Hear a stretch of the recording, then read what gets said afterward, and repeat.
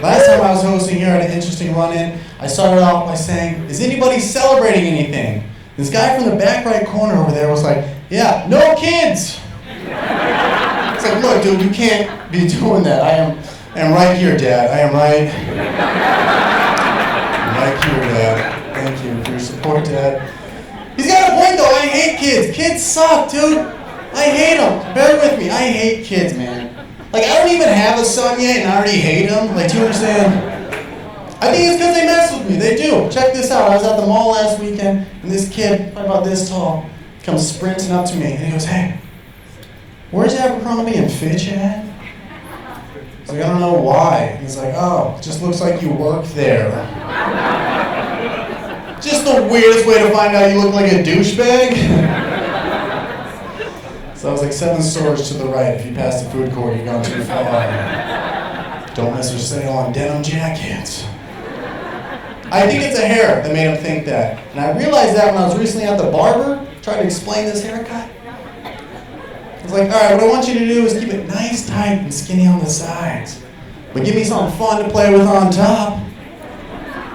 Doesn't that sound like a guy trying to explain a hookery out in Las Vegas?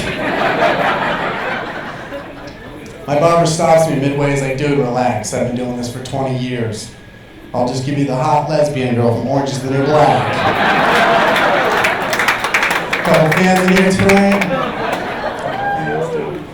It sucks because I want to be manlier. I really do. That's like my #1 goal is to be manlier. Kids think I work at Abercrombie.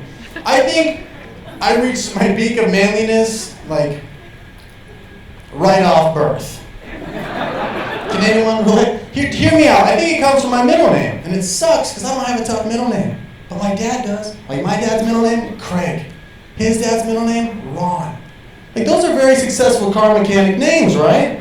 Like you don't even need to check Yelp for those. You just go. My middle name's not tough at all. My middle name, Auburn. Yeah.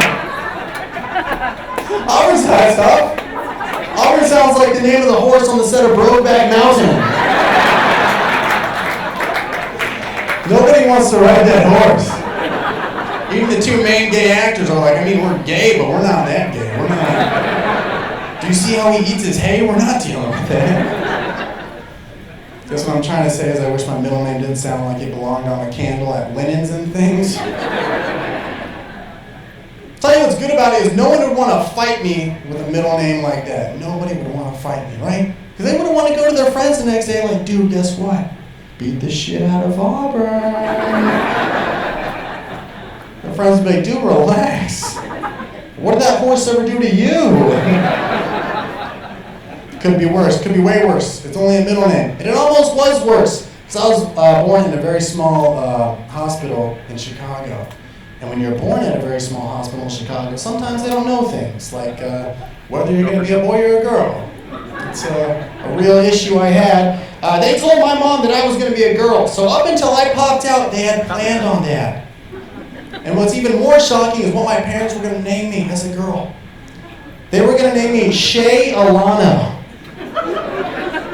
Can we just agree with a name like Shay Alana? You have no choice in life but to do porn? Like, that is the most porn star name I've ever heard of. The only way that name could be any more porn is if the S in Shay was spelled with a dollar bill sign. So it's not as bad as you think. Auburn's a decent one for me, actually. I do stand-up a lot, and it takes me to weird places on the road, and I figured out how I can tell how bad, how like sketchy, how like dangerous the area is going to be based on the animals around me. Yeah, check this out. I stopped before a show at a gas station merged with a Subway for dinner, right? Because I have poor life choices. And so I'm coming back to my car with like a little bit of a Subway sandwich, right? And I noticed that there's a flock of pigeons all hanging out by my car. Just a flock of pigeons. I was like, cool. I don't know where the hell I'm at, but I'm gonna feed these birds, do my good deed for the day, right? So I go and I'm looking, and before I toss the bread, I noticed that one of the pigeons in the middle only has one leg. Right, like, can we come together on this? Like how do you lose a leg as a pigeon? Like, was he a diabetic? Was he a war veteran? Did he work in a heavy metal shop? Like, these are answers I need to know. Anyways, I feel bad for this bird. So I'm like, I'm going to make sure to give my bread to this bird and this bird only. Because I have a good heart. So I go to line up with this bird to give him my bread, right? And I go to line up with him. And I go and I toss it to him. And then when he comes down to grab it with his beak, he grabs it. Then he comes up and he puts the second foot down. You guys, I got hustled by a pigeon. Not even 10 seconds later, he's already trying to sell me a bootleg DVD. Ironically, it was Birdman. It was a great film. So you guys check it out. You guys know what a millennial is, right? You're looking at him. I had to explain to an older gentleman recently what a millennial was, and he just wasn't getting it. So I really dumbed it down. I was like, look, sir, all it means is that I was raised as an asshole. That's really it, dude. People bag on millennials. They're not even that bad. You know why? You know who the worst thing about a millennial is? It's the guy who named the millennial, right? Because it sounds like it has power. Doesn't it sound like a manager at an Apple store or something? Because Apple, they call their general employees on the floor geniuses. Did you know that? Any random minimum wage employee is a genius. Genius. Doesn't it sound like you asked one of them too advanced of a question? It's like, oh, no, I'm just a genius. Let me go get the millennial for you. I'll be right back. Millennials get bagged on a lot because they're always like on their phones, they have all the electronics. Dude, if that's the case, my parents are just millennials. That's all they are.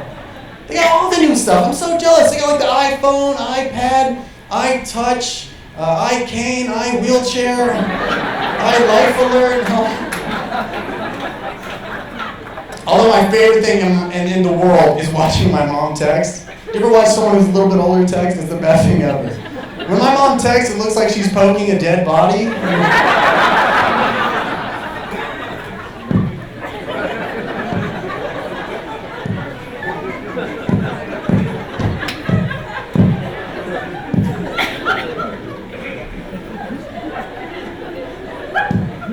Son, it's not working. Mom, the phone's not even on. The phone is dead.